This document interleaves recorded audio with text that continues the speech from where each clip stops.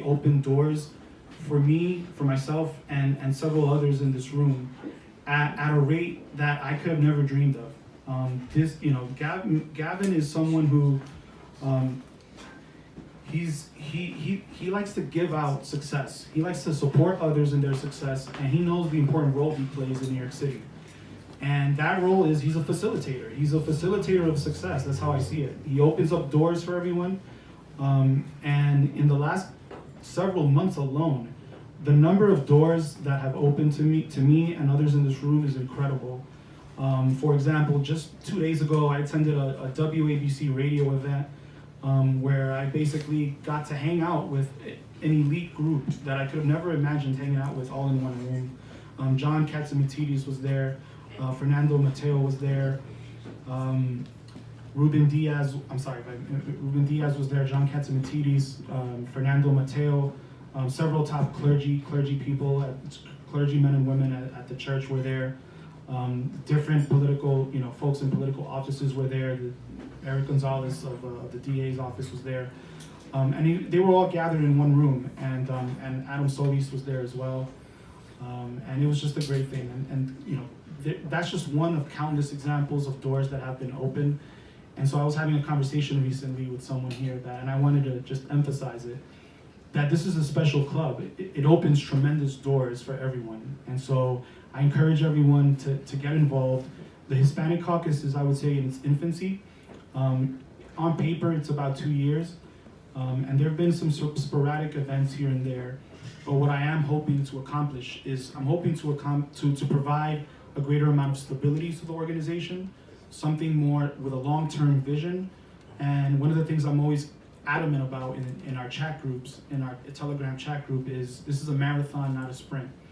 And so one of the issues that these kinds of organizations have constantly is, I would call it burnout on the one hand, and also a dampening of enthusiasm as they go along. And so I always try my best to avoid that at all costs. So not just with, I always try my best to motivate, keep everyone motivated, and explain this is a marathon and not a sprint. And I hope that message has been made clear to the members of the organization. And I've already spoken to a couple of folks in this room, and I really encourage all of you to feel free to talk to me about the organization. Feel free to talk to some of the officers in the organization, which I'll highlight in a moment. So I'll keep my comments brief this time around, since we have a total of 3 amazing featured guests. First, I would like to take a moment to thank some of the officers. I wanted to thank Aldo Solares. If Aldo, if you could just raise your hand. Right here. I'm looking at one of the distance right there. So Aldo sits on the board of governors, and Aldo's been essentially a rock for the Hispanic Caucus this whole time from its inception. He's basically an elite operator, is what I tell people. He's the kind of person, he's excellent at implementing all ideas, very efficiently. It's actually quite amazing to watch him in action, seriously. Thank you. And I think everyone in the Hispanic Caucus can recognize that. He's a man of integrity. He's the kind of person that when he says something, he does it. And that's what I'm beginning to value now more than ever about people I kind of like to bring into this circle. I had a conversation with Walter Mejia, one of our guests recently, about how I go about choosing people I want to align myself with, and I use the word action. I like to only align myself with action-oriented people. And there's a clear distinction to be made between action-oriented people and people who are more of an empty presence. And so I welcome everyone to just be active. And I think there's a comment constantly made by Steve Bannon, is my understanding, where he always states that again at the end of his presentations: action, action, action. And that's really what I'm trying to bring out and motivate, because if we can't get folks motivated and action oriented, then these are all just thoughts, these are all just dreams on a piece of paper. And so we need everyone to stand and implement it, in a coalition, which I'll get to in a minute. I wanted to bring up Adam Solis back there. You can raise your hand. Great. And I wanted to just point out, Adam is basically has been my wingman basically for all of these kind of introductions and all these meetings with these very important people that will later form a coalition. And I want to thank him for having the schedule flexible joining me and everything. I wanted to give a shout out here to Martin Vega. If you could lift, put your hand up, please. Thank you. Give an applause for Martin Vega too, please. So I wanted to just make clear that I want to support Martin in all his aspirations, and I want to highlight that when we walked down the Dominican Day Parade for the first time, it was the first time a Hispanic Republican organization walked in the Dominican Day Parade.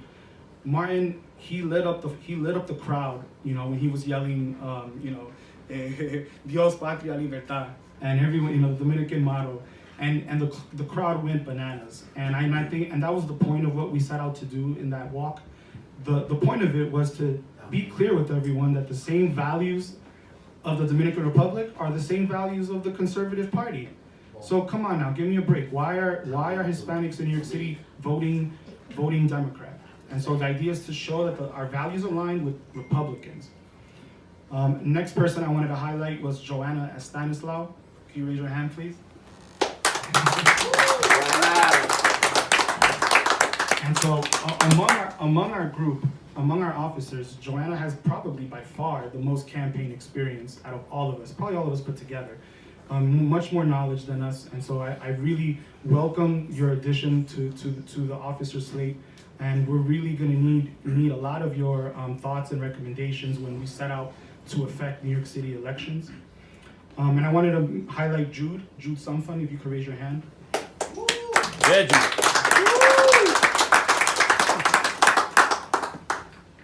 So as many of you know, Jude is the president of the Black Caucus. And as we were joking at the start of this, Jude has picked up so much weight within the Hispanic Caucus that he's clearly an honorary member of the Hispanic Caucus, and we really appreciate him. And we're in the middle of organizing a crime in New York panel, and I appreciate him taking the lead on that, because that's going to be an incredible hit, and it's currently scheduled for November 29, and that will be disseminated shortly. And I did want to highlight Mike Reyes, who's actually in Florida right now, and he handles a lot of outreach. And the joke I have with him is that he's probably responsible for more new recruits more than anyone else, and I find that very impressive. He just has a knack with people, and he seems to be able to bring folks in. And so he's not here with us, but when he watches this, I just want to make sure he's recognized. And so I did want to say a few words about why we're here. We're here for National Hispanic Heritage Month. So as many of you know, that runs September 15 through October 15. And the idea is to recognize contributions and influence of Hispanic Americans to the history, culture, and achievements of Hispanic Americans in the United States.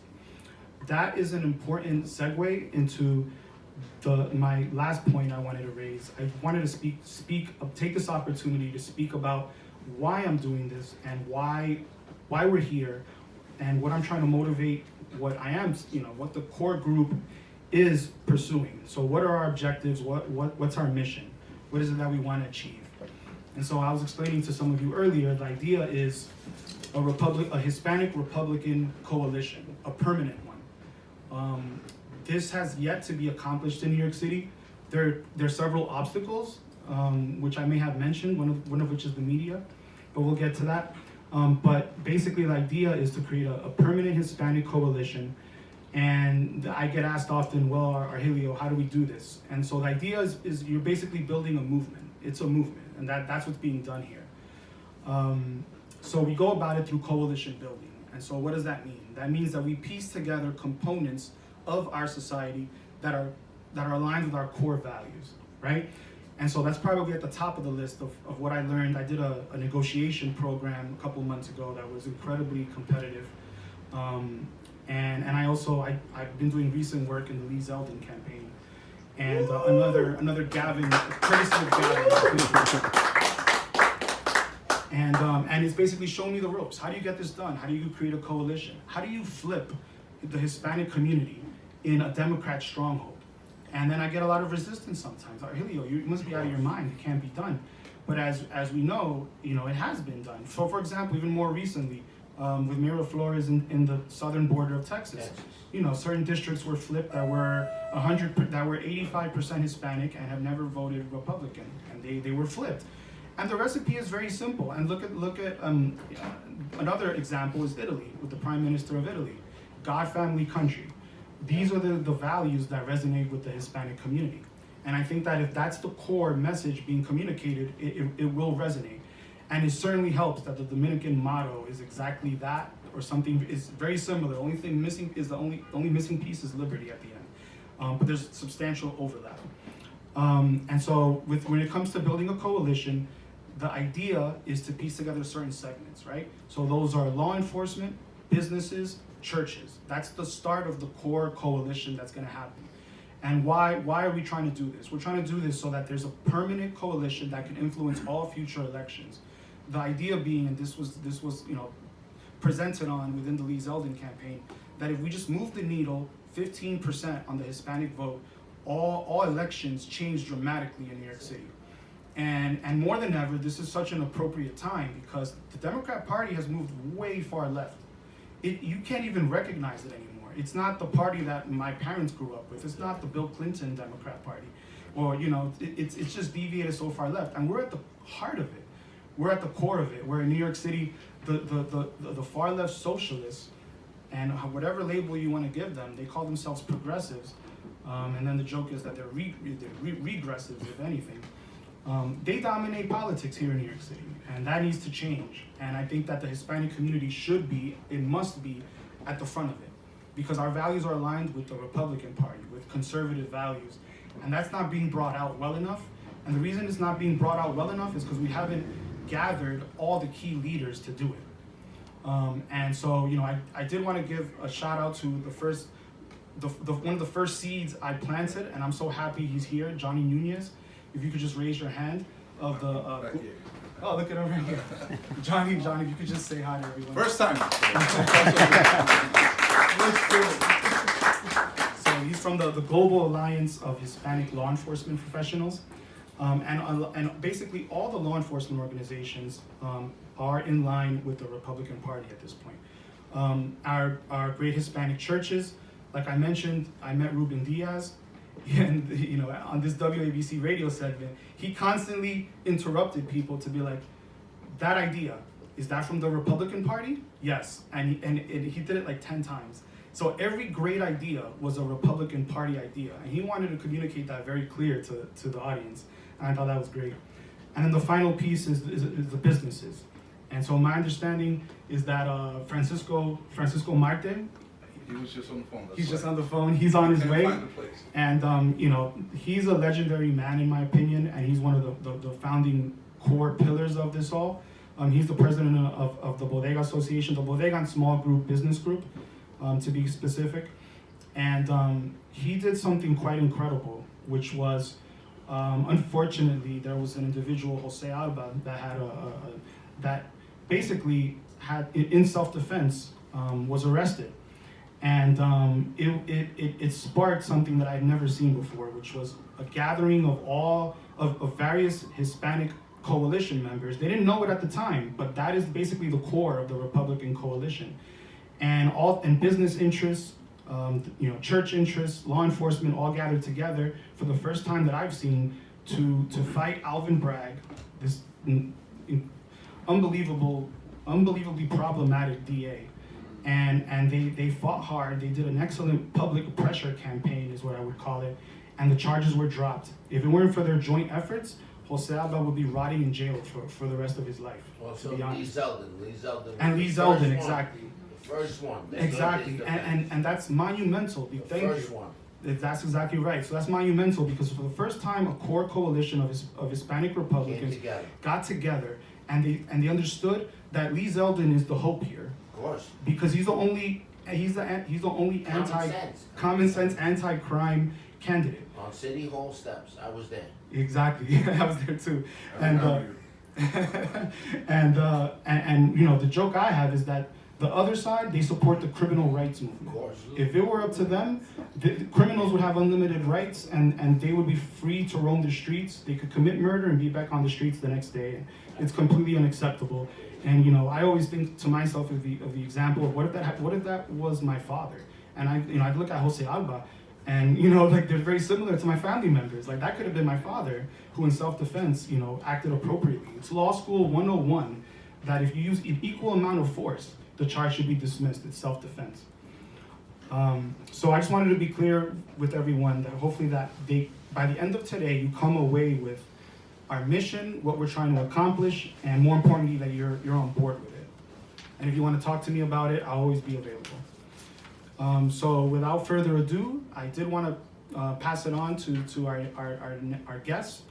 We have three great, amazing guests. The first one is Walter Mejia. The second one is Adam Francisco, and the third is Rich Valdez.